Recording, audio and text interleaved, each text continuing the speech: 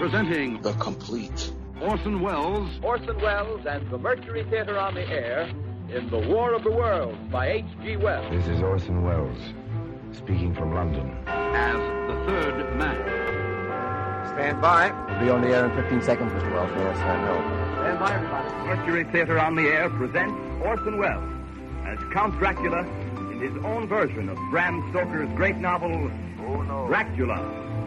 what evil lurks in the hearts of men? The shadow knows.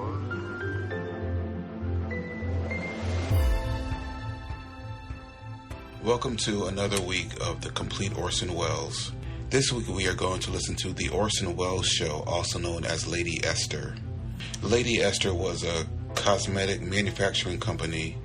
Lady Esther sponsored the Orson Welles Show, so people sometimes called it the Orson Welles Show, some people called it the Lady Esther Show. This week's drama is titled, and I'm going to probably butcher the name, so forgive me, Shredni Vashtar, and then it's actually three stories in one episode. Shredni Vashtar, Hidalgo, which I believe was made into a movie about 10 or 15 years ago, and another story called An Irishman and a Jew.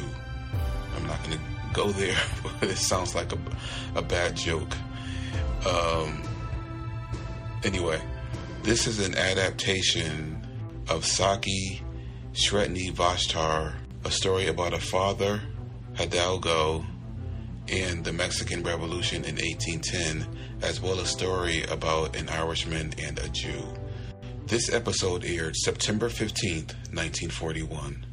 Stand by. We'll be on the air in 15 seconds, Mr. Wells. Yes, I know. Stand by, everybody. Starlight, star bright, first star I see tonight. I wish I may. Mr. Wells? Who's that? Me, Jiminy Cricket. What's that, Mr. Wells? I don't know. I guess I was just talking to myself. Hello, Mr. Wells. Say, who are you anyway? Where are you? Well, I'm right here by your side from now on. I'm your conscience. Look here, aren't you Jiminy Cricket from Walt Disney? That's right. Well, what are you doing away from Pinocchio? Well, he doesn't need me anymore, but you do, Mr. Wells. Somebody's got to keep you out of trouble. We can't have you scaring the whole country again for one thing, and for another... All right, Mr. Wells. Well, here we go. Wait. Good evening. This is Orson Welles, and this is the first of a new radio series brought to you with the compliments of our sponsor, Lady Esther. Tonight it's our Now, plan... don't do too much talking. We of the Mercury Theater... Get on with the show. Ladies and gentlemen, I apologize for this interruption. Do something about this. Where is he? I'm sitting right here on your shoulder. No, Mr. Wells. On the other one. Hey, get on with it. All right. Well, let's start off with a short story by Saki called Shredni Vashtar. Conradin was 10 years old, and the doctor said he wouldn't live another 5 years. I understand perfectly, Doctor. And you may be sure, as the child's guardian, that I shall see that Conradin does nothing that is not beneficial to his health. Conradin hated his guardian. Conradin? How many times have I told you not to walk near the pool? Conradin? You are not to pick the roses. Conradin, it's time for you to come in for your syrup. And so passed year after year. One of these days, Conradin supposed the doctor would be proved right and he would die. But meanwhile, there was an oasis in the desert of his loneliness and boredom. This was a disused tool shed in a forgotten corner of the lower garden. There, Conradin found a haven. He peopled it with ghosts, with phantoms from his books and from his dreams, and the tool shed boasted 2 inmates of flesh and blood. In one corner lived a chicken, a ragged-plumaged old hen, on which the boy lavished an affection that had scarcely another outlet. And further back in the gloom stood a large hutch fronted with iron bars. This was the abode of a very large polecat ferret, which a friendly butcher boy had once smuggled into him, cage and all. Conradin was dreadfully afraid of the lithe, evil, sharp-fanged beast, but it was his most treasured possession. The very presence of so dangerous an animal in the tool shed was a secret and fearful joy to be kept scrupulously from the knowledge of the woman, as he privately dubbed his guardian. And one day, out of heaven knows what material, he spun the beast a wonderful name. Shredni Vashtar. Shredni Vashtar, the great ferret. From that moment, it grew into a god and a religion. Every Thursday, in the dim and musty silence of the tool shed, he worshipped with mystic and elaborate ceremonial before the wooden hutch. And there were great festivals. On one occasion, when his guardian, Mrs. de Rupp, suffered from a painful toothache for 3 days, Conradin kept up the festival during her entire illness. and almost persuaded himself that Shredni Vashtar was personally responsible for the toothache. What on earth do you suppose the child does in that old tool shed, Matilda? I'm sure, Mum, I don't know. Maybe it's the hen. The hen? Yes, Mum. It took up living in the shed about 2 years ago. Master Conradin's taken a liking to it, Mum. Oh, indeed. Well, we shall look into that. It's not good for him to be puttering about there in all weathers. You go down and get it, Matilda, and get rid of it. Oh, but, Mum, You will do as I say. But, Mum, I don't much like going into that shed. There's something peculiar about it. Nonsense. Merely open the door and the hen will come out. They always do. You won't need to go in at all. Very well, Mum, just as you say. Oh, and Matilda, in case Master Conradin's quite upset, we'd better have toast for tea. He's very fond of toast. Of course, it's bad for him, but just this once. And maybe a little preserve, Mum. The toast will be quite sufficient, Matilda. And then at tea the next day, she told him. It isn't good for you, Conradin, to brood about in that musty tool shed. So I was forced to get rid of the hen. You what? I got rid of the hen. Matilda caught it this morning and sold it to the butcher. Oh. Well? Well? Aren't you going to say something? What is there to say? And you're not eating your toast? No. I thought you particularly liked toast. I like it sometimes.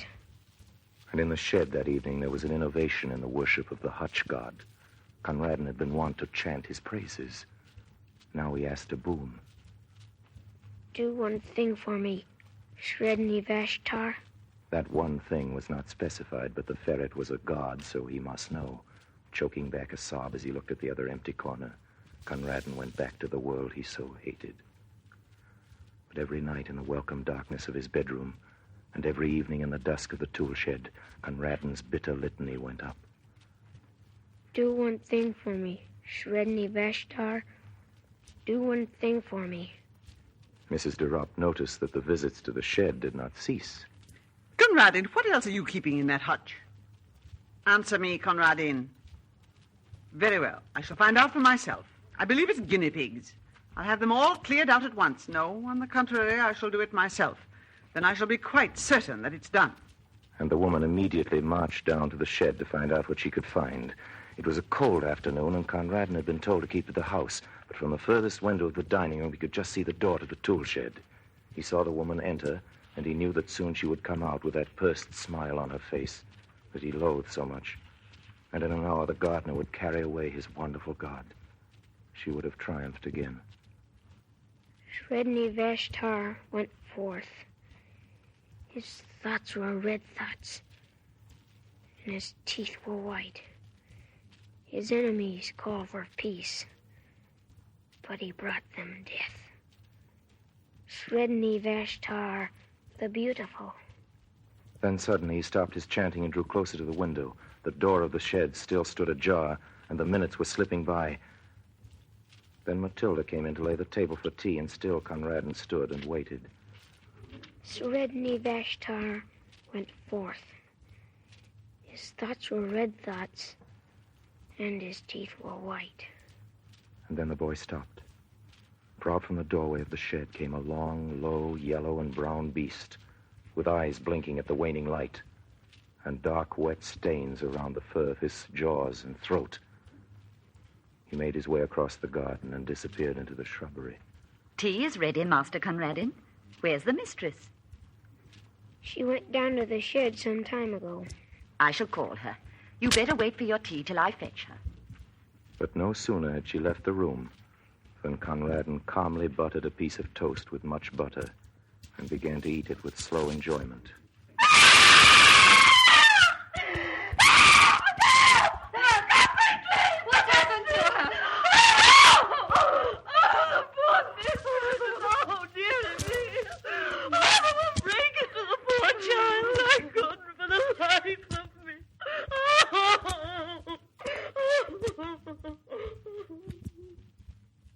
While they debated the matter among themselves, Conradin buttered himself another piece of toast.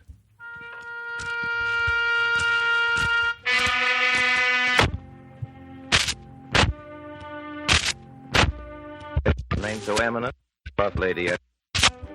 Ladies and gentlemen, we started off our first show of this new series for Lady Esther with Saki's eeriest little legend, Shredni Vashtar. And for this, we were lucky enough to be able to star Blanche Yurka in the role of Mrs. de Rupp, a name so eminent needs nothing added to it. And Conradin was Conrad Binion.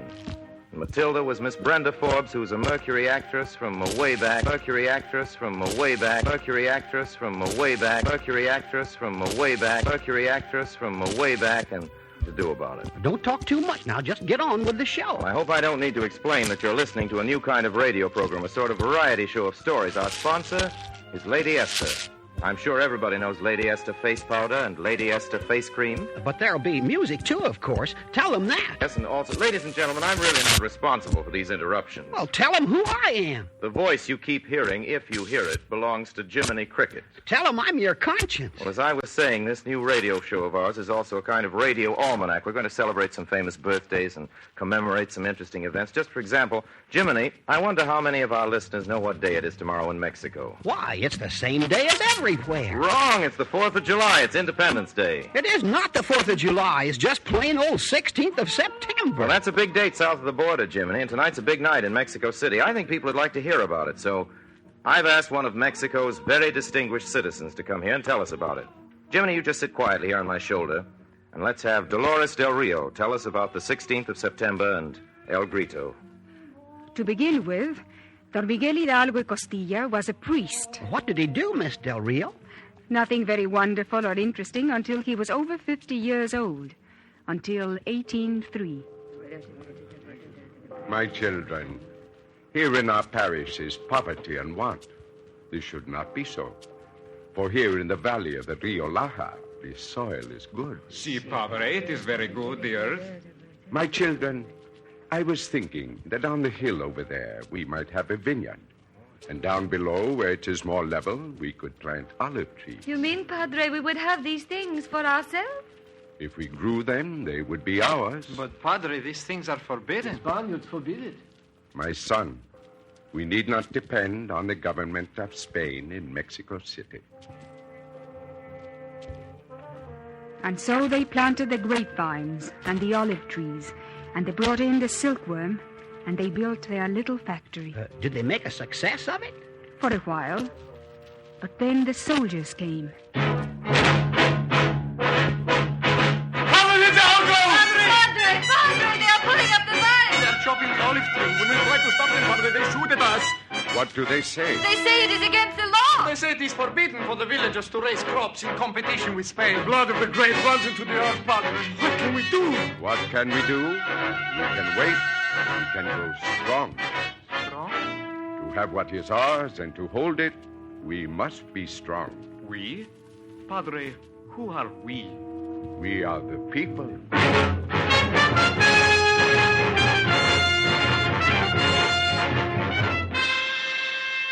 And so Father Hidalgo began to plan with our Mexican people for an uprising. Say, Mr. Wells, you ought to point out just how much this is like our own American history. You don't need to point it out. Yes, you were a British colony, and we were Spanish. Mexico wanted to be free just as much as you did. Sunrise, 130 years ago tomorrow. Mexico's Liberty Bell, the bell of Hidalgo's parish, called our people to their church and their priest and their revolution. That is our bell, my children. It is ringing for our freedom. It is a call, a cry. God strengthen us.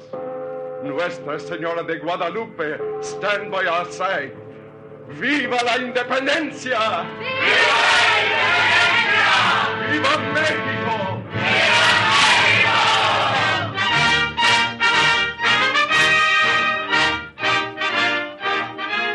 El grito. That's what we still call it in Mexico, the cry. And tonight, the biggest crowd you can imagine is massed in the great plaza in Mexico City, waiting for the grito, the cry of liberty. The president gives it now, the president of a free Mexican republic. He shouts, "Viva Mexico," and rings the same old bell Hidalgo rang in 1810. Everybody shouts "Viva Mexico" after that, and everybody shoots off fireworks, just like you do on your 4th of July. They have the same things to celebrate. What happened to Father Hidalgo? The government of Spain finally stopped him. But of course they never stopped his revolution. Did you know that 50 years before Lincoln, he signed the first Emancipation Proclamation on this continent? He was a good man. He was one of America's great heroes of democracy. Say, Jiminy, since this is the night of the greeter, don't you think it'd be a good idea to send a very good neighbor our greetings from up here in the United States? It sure would. All right.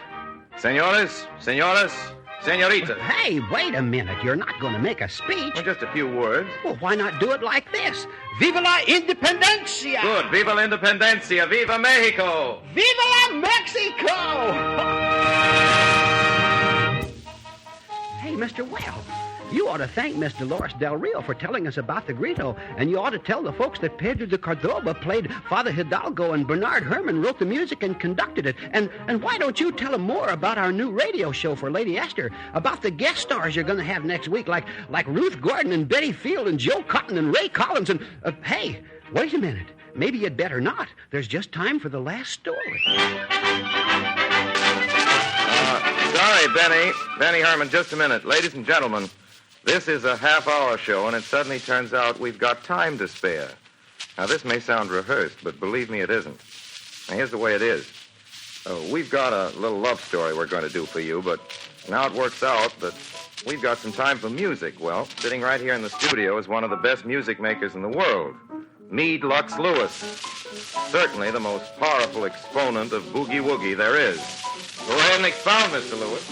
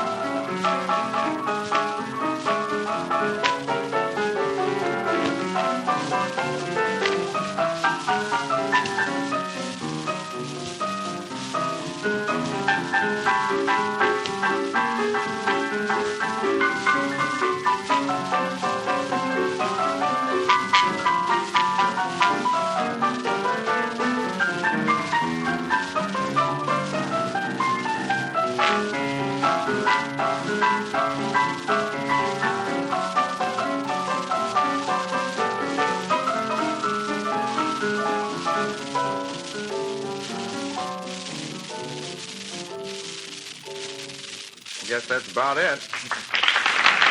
Look, wait a minute. No applause. By no applause, I don't mean anything against Meade Lux Lewis. Ladies and gentlemen, we don't believe in applause because we don't have an audience. Honestly, we don't have an audience. We believe that this radio show is for you. You who are listening to this radio. The folks who just applauded were the cats because they like boogie-woogie that much. We hope you did, too. You were a big help, Meade Lux Lewis. I'm sure everyone loved your music as much as we did.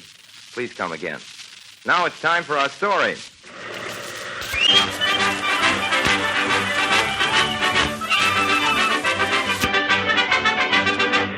What a whale of a blow she was. Me in a first-class cabin, an odd place now to be finding Don O'Flynn, and feeling no better for the fun of the night before. Donny, me boy, you've been shipped to Buenos Aires like an old maid's dream. You're dishonored forever, Don. Oh, the saints preserve you. You've the drink taken, and there's none to listen to you. Is there anything you want, sir? There is, Stuart. Where the devil are we? In the bay, sir. Big gob, if it's a bay, it's no like now half of the ocean. Or is it a bay now beyond the Western Isles, where the waves dance from the four corners of the world? It's the Bay of Biscay, sir. Then I'll be having a beer. Sorry, sir. Bar's shut. You don't tell me. Then it's to stir outside in the wind and rain. It'll be doing me good. So I found my way below and splashed through to the immigrant saloon. Czechs and Poles they were, with a very unhappy lot of Central Europeans. To one side of the steward's pantry was a solemn Jew man in a frock coat and one of them skull caps, staring at nothing in the world, and moving his lips. And beside him was a girl in a blue sweater and a skirt. And she was reading. Good morning to you. And have you a beer? A draft or bottle, sir? I'll have draft, me boy, and will you be taking one with me? Thank you, sir. And the lady, too. Will you have a beer, Mum? A drop of what you fancy? Thank you, but I don't drink. Ah, and what would you say to that? Well, now, will your reverence take a beer? The Gobbs is an unsociable ship. He didn't understand you. My father speaks hardly any English. Like me granddad, but he'd understand if you asked him what he'd take.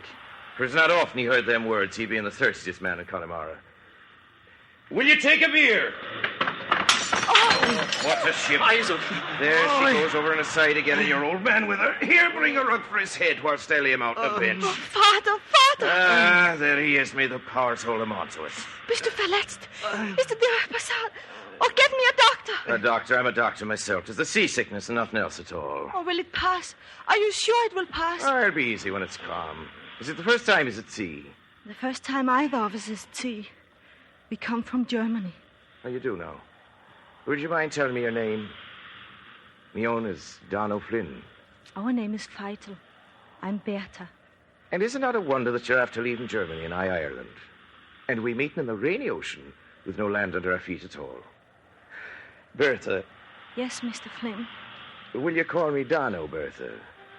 And you there? Will you let me have a little bit of beer?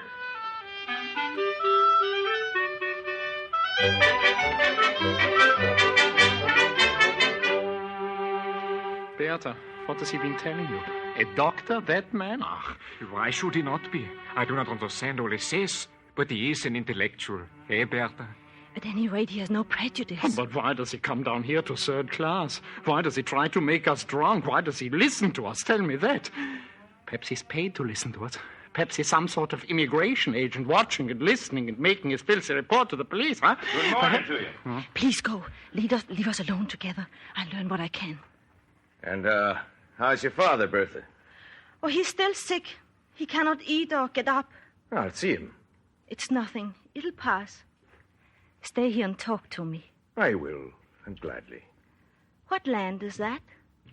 'Tis Africa, with Negro slaves, and they hold out a jewel to you that you'll pass no further on your journey, but stop and be the bride of their great king. I would rather be where I am. Then I would not be changing places with any king in the wide world. Do you know all the lands we pass? Well, I was always a great reader, and many's the beating I had for it. It's not me old man had the hide off me for not attending to the sheep. It's Father Donnelly for not attending to me book. Ah, now that I think back on it. Connemara's the place you'd love. Connemara with the green hills and the white villages and the soft rain that drifts inland like smoke from the sea. So that is why you came down to the third class. You have been poor yourself. You like simple people. And what more would I need to bring me here but the sight of your sweet face? But you didn't know I was there. To be sure, I did not. But it was the sorrow of my heart at leaving Ireland, and the thirst was on me to float to the ship, and the saints helped me. It was the barrel of beer that brought me to the third class, and no other thing at all. Have they no beer at the first class? Double a drop. You expect me to believe that? That we cattle down here can get something that you cannot? You cannot harm us. I wouldn't be wanting to be. We are not afraid of you. We are free. Nothing can happen to us now. Nothing anymore. Nothing. It is a long voyage, and a young girl's a chancy thing in vain. But I should not have been telling her that I came for the beer. Ah, well, it is over the dam. So I might as well speak with the ship's doctor about her old man. It's taken too long to get on his feet. We'll have him up in an hour. I know these cases. Have him on every voyage. Nerves, that's all. Sedatives won't do it, so we'll use shock. Shock? What do you mean by that? Always works. We'll scare it out of it. You, Vital. Yeah. And this is Miss Vital. Captain wants to see you, Vital. Come on up with you. Vater, der Kapitän will dich sofort ziehen. What is it? What have we done? We got a wireless. They're not going to let you land. And I guess you know why. Sagt, dass wir nicht landen. All right, on deck in 5 minutes, Vital. Come on, Flynn. I'll be staying here a bit. As you like. Why don't you go? Why shouldn't I stay? If he goes on deck, it'll be the death of him. Leave him alone. Do you hear me? Leave him alone. What do you want? I'll give it to you. Just leave him alone! Are you not ashamed to be talking so? Stand up now and do what I tell you. Go to the cook and turn your roaring eyes on him and ask him for an ounce of sugar and a teaspoonful of baking powder. What do you mean? You're no doctor. I am in a manner of speaking, though. 'Tis sheep I treat the most of. Sheep? Sure, if you saw one stand on his hind legs, you'd know 'tis only human like the rest of us. Be off with you now. I will not. He shall be on deck if I have to carry him on my back. I know you only want a chance to say we were disobedient. The devil is in the girl. Now will you listen? The doctor is after telling you your father you must see the captain. 'Tis a lie, though begob the shock would have cured him for the seasickness he had, but 'tis not the sea, 'tis his stomach. What would you know about it? I know, or a sheep, or a pig, or a horse, or a saint from heaven, and he's seasick. He'd be breathing fast and slow and jerky. It's what they call acidosis he has. Oh, sure, if she hasn't murder in her eyes, 'tis crying they are. Will you go to the cook now and get a teaspoonful of baking powder and an ounce of sugar? Give it all to him in one whoop. Keep him quiet, and he'll be better before night. But you'll come and see him. That I will.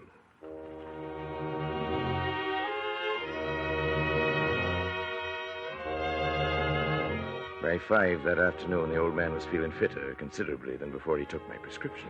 Gnädiger Herr Doctor, pardon me. Will you have the kindness to tell us, please, whether it is your purpose to practice in Brazil? 'Tis not my purpose. 'Tis the curse that is on me, for God help me, I'm the biggest fool in Ireland. Now be off with you, and let you not be troubling his reverence with your foreign talk, and him with no strength to listen to his own. He's praying for you. It is very kindly of him, but now he should be sleeping. Tell me, do you know that we are Jews? Jews, is it? Well, then 'tis no wonder they say in the Irish of the 13th tribe. Or is it the 12th? Begob, I miscount the tribes and holy apostles. All I know is the 13th. It's unlucky. What is the curse that is on you? Did something happen to you, too, to make you leave your country? It is like this, Biddy. A little dark man came to my house, and him telling me that he was spending a great fortune to raise sheep in Brazil, and begging me to work with him. I will not, says I, for what would I be doing in India? 'Tis not India, he says. 'Tis America. Then you go to my uncle, says I, who was in Wyoming, and is as good a man of the sheep as myself, so he told me 'twas South America, and pressed £1,000 in my hand, but I would not take it. Will you come with me as far as Dublin, Mr. Flynn, he asks. I will, that I said, for he was a friendly little man, and free with his money, God forgive him. And when the two of us had drunk 3 parts of all the whiskey in Dublin, he would have me come to London and drink French wines. And how many days we were in London, I misremember. But I signed me name to a paper, and when the drink has passed me, I found myself in a first-class cabin on the raging ocean, with all the money in the world in my pocket, and a 2-year contract. But this is terrible. It's criminal. It was, surely. But 'tis no fool that I am, after all. For would not a man be glad to leave his country for a sight of your sweet face? Then we'll comfort each other, Daniel. There's only a week before we land, but it shall be a happy week for us. Let you not be talking so, Biddy. Would I be telling you of your eyes, and your hair, and the shape of you like a young tree and it heavy with fruit? And would I be kissing you in the dark places till I was drunk with the scent of you, and the white skin that is of a queen, surely? And would I let you go then, and you the world's wonder and the love of me heart? I will not be parting from you and his reverence. I will not, I tell you. Oh, it's a poor bargain I have to offer you with no country of my own, and no woman to greet you in the street saying, "There goes the beauty that is the wife of Don O'Flynn." But let you have patience for the 2 years, and you'll not be lonely. I will not, surely. But if I do not go with you, I shall be lonely to the end of my days, and the women crying for pity of me.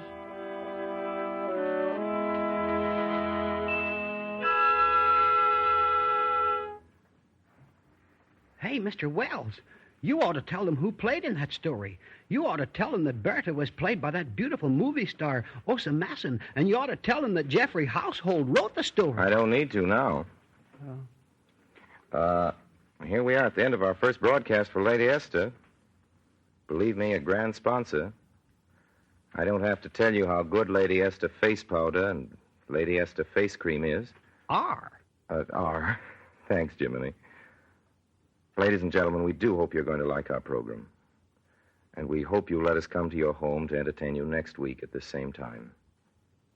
Till then, speaking for Lady Esther and everybody in the Mercury Theater, I remain, as always, obediently yours. And me too, Jiminy Cricket. From now on, I remain obediently his.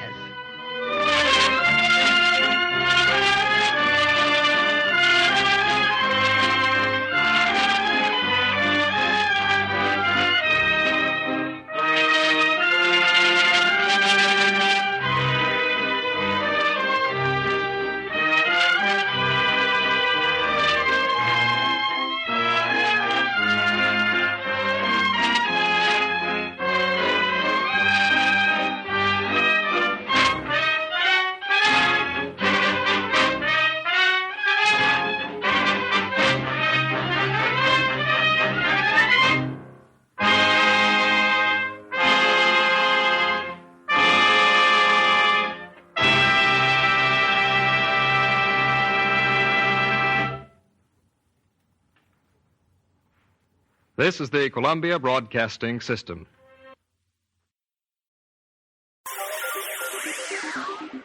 Thank you for listening to and showing your support for my podcast. If you would like to receive notifications of when new episodes are posted, please subscribe to my channel. Subscriptions are 100% free, and they really help me get an idea of how I'm doing.